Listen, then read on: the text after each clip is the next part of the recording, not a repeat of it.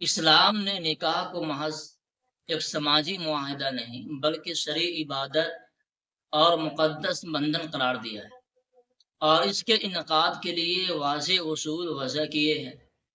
ان میں سب سے اہم شرط یہ ہے کہ ایجاب و قبول ایک ہی مجلس میں ہو، اور اس مجلس میں دونوں فریقین یا ان کے مقرر کردہ وکیل بذات خود موجود ہو۔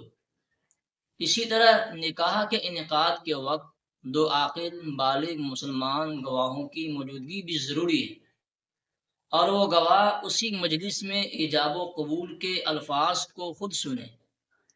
اگر کسی ایک فریق کا بنفس نفیس موجود ہونا ممکن نہ ہو تو شریعت اس کو اجازت دیتی ہے کہ وہ کسی کو اپنا وکیل مقرر کرے جو اس کی طرف سے مکمل شناخت کے ساتھ نکاح میں شرکت کرے اور ایجاب یا قبول کے الفاظ ادا کرے۔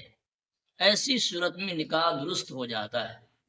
لیکن آج کل جو نکاح ویڈیو کال یا آن لائن ذرائع سے کیے جا رہے ہیں، ان میں یہ بنیادی شرط یعنی مجلس نکاح کا متحد ہونا پوری نہیں ہوتی، کیونکہ فریقین دو مختلف جگہوں پر ہوتے ہیں، اور فقہی طور پر ایسی صورت نہ حقیقت میں مجلس واحد کہلاتی ہے نہ شرعی طور پر۔